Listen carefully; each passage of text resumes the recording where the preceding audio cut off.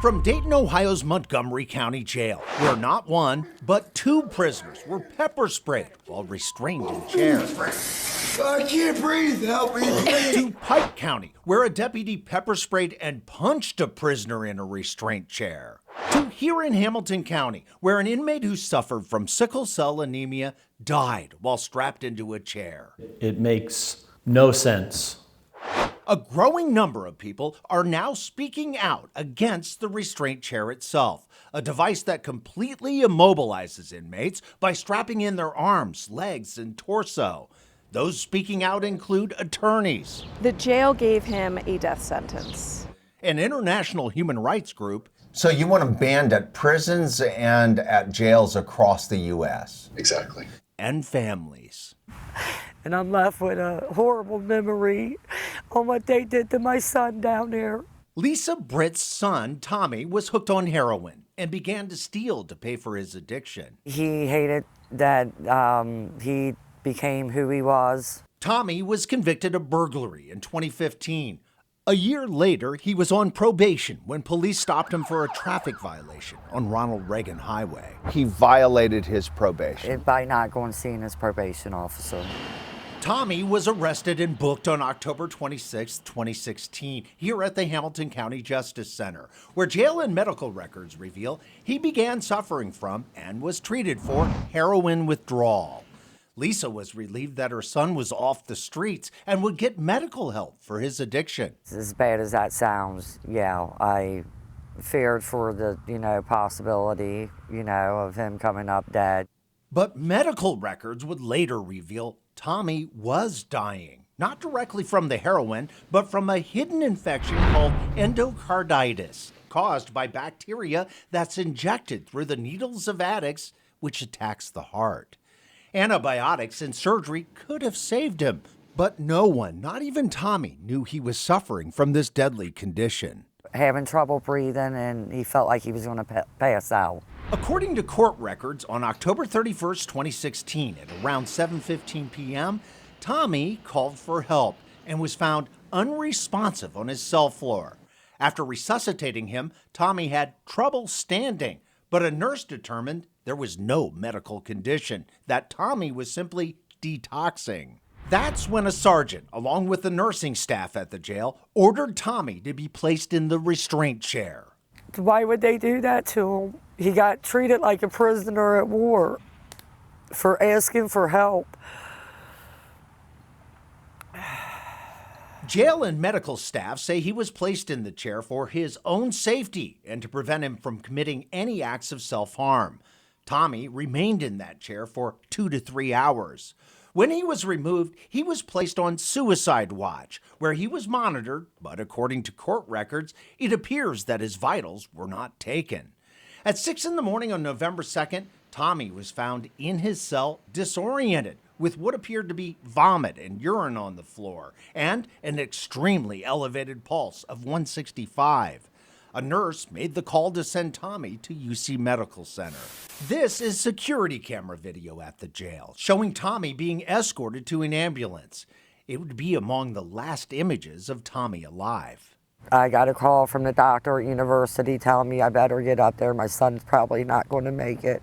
According to medical and court records, the endocarditis had damaged his heart valves, destroyed his aortic valve, and caused him to have a stroke. On November 22, 2016, Tommy went into multi-system organ failure and died. He was only 23 years old. I can't even sleep at night thinking that my son was down there begging for his life. Lisa believes her son could have been saved if he had gotten better medical attention and not been placed in that restraint chair. And he got strapped to a chair for punishment.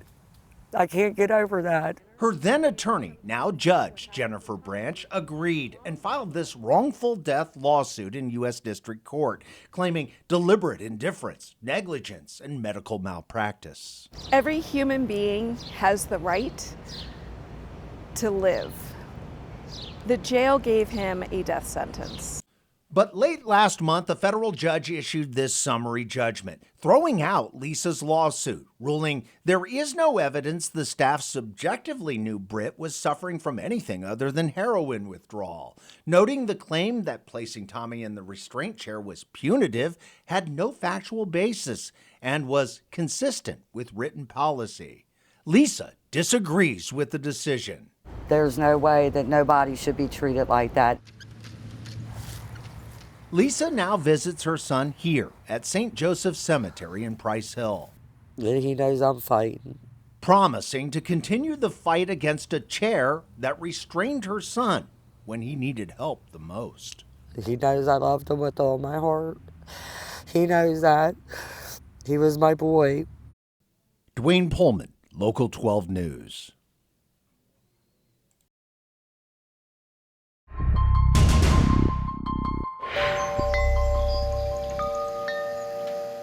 This country estate appears to be picture perfect. I mean, this is our dream home.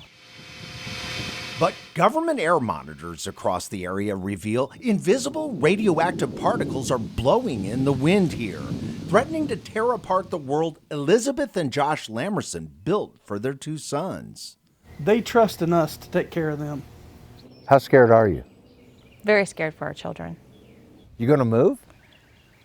This is our home. From the Lamerson home, it's easy to spot the source of their fear. That red and white water tower just over the tree line is right in the middle of the now closed Portsmouth Gaseous Diffusion Plant, known as PORTS, a massive 3,700-acre compound, once crucial to making America's nuclear bombs.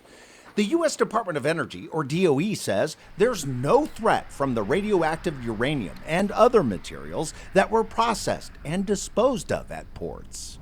But children who live near this plant continue to die from leukemia and rare cancers. I mean, the risk is here. The risk of, cancer, the risk of dying. Zons Corner Middle School was closed in 2019 after tests revealed enriched uranium inside. This air monitor across the street, operated by DOE, picked up Neptunium-237 and Americium-241, radioactive particles tied to even more dangerous plutonium. Both the monitor and school are 4 miles from ports. That's 8 times farther away than the Lamerson home, which is just a half-mile from the plant.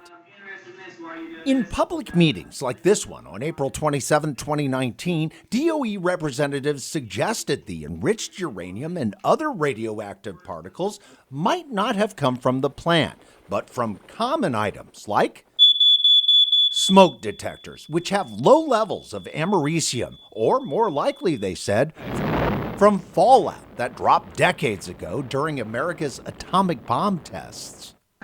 Which you can find it in our atmosphere, goes to atmospheric testing. Elizabeth, who has a degree in environmental biology and used to work at the plant, didn't buy that. Did you get the truth from DOE? No. But proving the plant, not fallout, produced those particles would be difficult without some high-powered help. I saw this email from Elizabeth to Ohio EPA, and I said to myself, I like the tone and the directness. Enter Dr. Michael Ketterer, a renowned professor emeritus of chemistry and biochemistry at Northern Arizona University, who found Elizabeth while researching ports on the internet. And he finds you. And he finds me, yes. That's pretty amazing. Yes. I've said from the beginning there's a lot of divine intervention. Dr. Ketterer and Elizabeth teamed up. Elizabeth agreed to collect samples from dozens of sites around the plant, everything from water and sediment in nearby creeks to soil, even dust from inside homes. Dr. Ketterer agreed to test it all for free. If I can help them, I will try to help them. I joined Dr. Ketterer in his lab in Flagstaff, Arizona, where he continues analyzing Elizabeth's samples using this.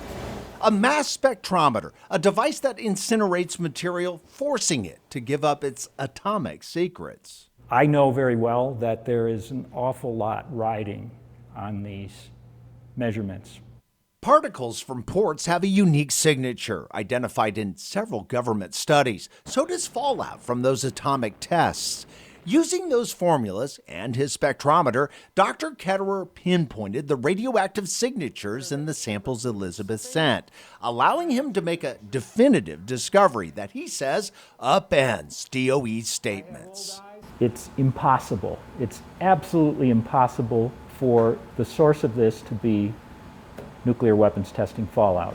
In this report on April 27, 2019, Dr. Ketterer published the data from Elizabeth's samples and reached a clear scientific conclusion, writing, "The Ports facility is the source of the enriched uranium and is also the source of non-fallout neptunium and plutonium." Were you stunned when that came out? Sure, absolutely. It completely takes DOE's argument away of this isn't us. Today, DOE responded to my questions, not to dispute Dr. Ketterer's findings, but to state in writing that it conducted its own analysis of more than 10,000 samples and found the radiation doses well below regulatory limits. Still, Elizabeth's fight to get the truth about those radioactive particles is far from over. And what she and Dr. Ketterer discovered next is frightening an entire community. My Local 12 investigation Fallout continues only on Local 12 News, Monday at 6. I'm Duane Pohlman. I'll see you then.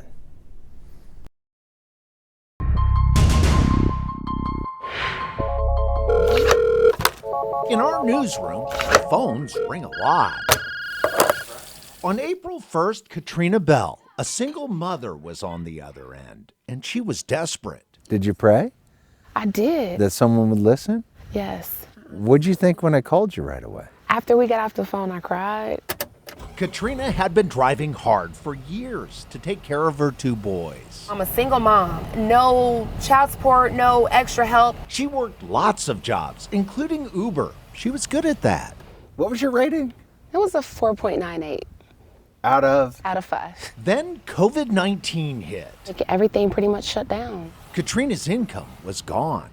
Bills don't stop coming. You filed for unemployment. I did. In March, Ohio Job and Family Services, JFS, told Katrina she qualified for pandemic unemployment assistance, aid that Congress approved to provide people like Katrina with cash to make it through COVID-19. $600 a week to keep her family fed. And did you expect to get paid fairly quickly? I did. But the payments never arrived. Katrina called JFS a lot. Oh, yes. Every day? Every day. Yes. And they would tell you what? That everything was a process. That process had already taken months, and it was about to turn surreal. They said, we've been back paying you since June. I said, you haven't been paying me. Thieves had stolen Katrina's identity. In December, Ohio JFS uncovered at least $330 million in fraudulent pandemic unemployment payments. The U.S. Department of Labor's Inspector General estimates fraud and error already add up to $63 billion nationwide. Katrina was a victim, and she calculated she was owed a lot of money. It's over $20,000. But instead of paying Katrina what the thieves took from her, JFS froze her account.